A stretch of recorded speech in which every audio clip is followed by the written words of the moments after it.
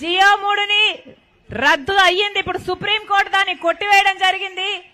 Congress party అవసరమైతే supreme court వరకు కూడా వెళ్లి పోరాటం చేసైనా సరే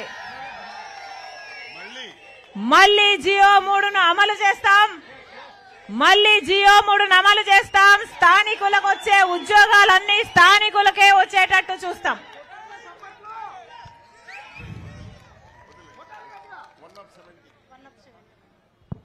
అలాగే 170 కూడా స్థానికులకి రావాల్సిన హక్కులు వాళ్ళ ప్రాంతాలలో వాళ్ళకే పెద్దపీట వేసే వాళ్ళ హక్కుల గురించి కూడా కాంగ్రెస్ పార్టీ కట్టుబడి ఉంది. మీకు రావాల్సిన హక్కులు మీ తరపున కాంగ్రెస్ పార్టీ పోరాటం చేస్తుంది. మీకు రావాల్సిన హక్కులు మీకు వచ్చేంత వరకు కాంగ్రెస్ పార్టీ మీ పక్షాన నిలబడుతుందని మరొకసారి మాటిస్తున్నాం. గమనించండి, ఇవన్నీ కాంగ్రెస్ పార్టీ అధికారంలో ఉన్నప్పుడు వచ్చిన యాక్టులు, చట్టాలు. ఆ తర్వాత వచ్చిన ప్రభుత్వాల వల్ల వచ్చిన చిక్కులు తప్పితే ఇది కాంగ్రెస్ పార్టీ చేసింది కాదు. మళ్ళీ కాంగ్రెస్ పార్టీ అధికారం లేకొచ్చినాక మీ హక్కులను, మీ చట్టాలను మళ్ళీ నిలబెడతామని కాంగ్రెస్ పార్టీ మీకు మాటిస్తుంది. మరొకసారి చెప్తున్నాం, ఈరోజు బీజేపీ పార్టీతో అటు పాలక పక్షమైన ఇటు ప్రతిపక్షమైన రెండూ కలిసిపోయాయి. ఇద్దరికి బీజేపీ పార్టీ కావాలట. ఇద్దరితో డ్యూయెట్లాడుతుంది BJP party. Triangle love story అయిపోయింది మన రాష్ట్రంలో. బీజేపీ పార్టీ ఒక ఎమ్మెల్యేని గెలవలేదు, ఒక ఎంపీని గెలవలేదు మన రాష్ట్రంలో. అయినా కూడా బీజేపీ పార్టీ ఆంధ్ర రాష్ట్రంలో రాజ్యం ఏలుతుంది.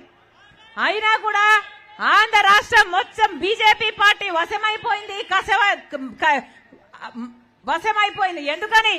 ఎందుకంటే అటు జగనన్న గారు అయితేనేమి, ఇటు టీడీపీ చంద్రబాబు గారు అయితేనేమి మొత్తం బీజేపీకి బానిసలుగా మారారు. వారు బానిసలుగా మారారు. ఆంధ్ర రాష్ట్ర ప్రజలను కూడా బీజేపీ పార్టీకి బానిసలుగా మార్చే ప్రయత్నం చేస్తున్నారు. కుదురుతుందా?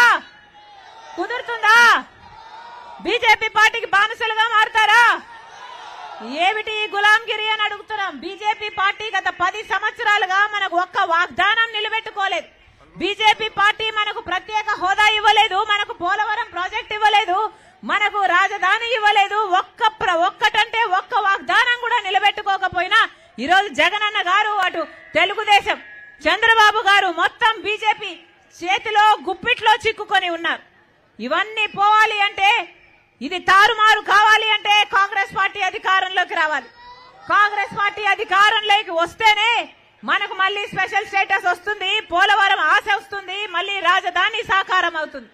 ఆలోచన చేయండి అమ్మా. ఇది ఓట్ల సమయం, ఇది ఎలక్షన్ల సమయం. ఎలక్షన్లప్పుడు అన్ని పార్టీల వాళ్ళు వస్తారు.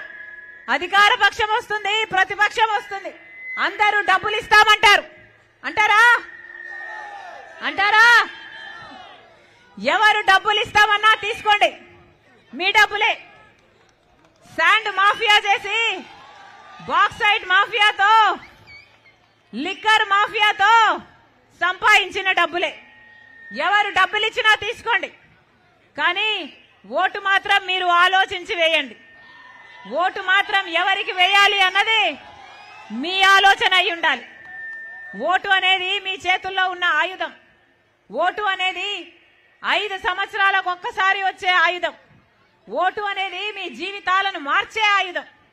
మీ బిడ్డల జీవితాలను, వాళ్ళ భవిష్యత్తును నిర్ణయించే ఆయుధం. అందుకే ఆలోచన చేసి ఓటు వేయండి.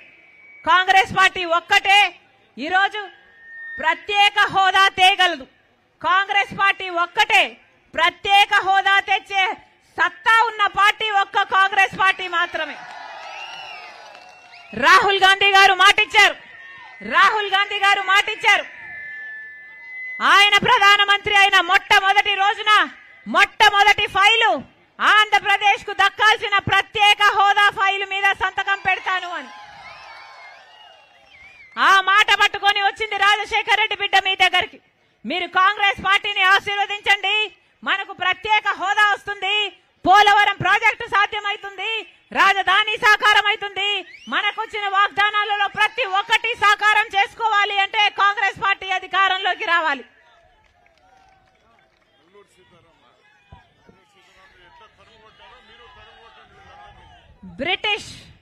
బ్రిటిష్ వాళ్ళను సైతం తరిమి కొట్టిన పౌరుషం అల్లూరి సీతారామరాజు గారిది.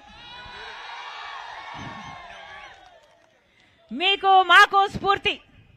ఆ రక్తం ఉంది మీలో, ఆ రక్తం ప్రవహిస్తుంది మీలో.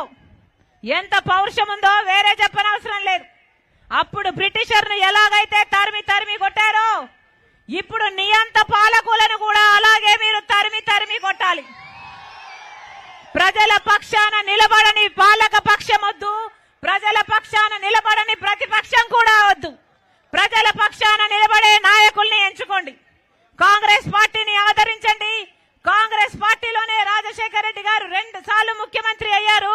కాంగ్రెస్ పార్టీలోనే అంత అద్భుతమైన పథకాలను చేశాడు. కాంగ్రెస్ పార్టీ మీ పార్టీ.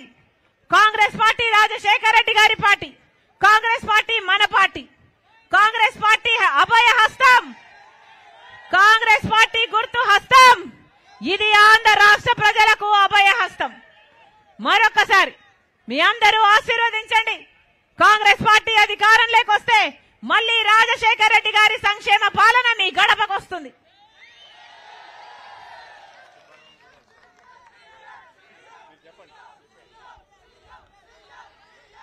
మీ సుబ్బారావు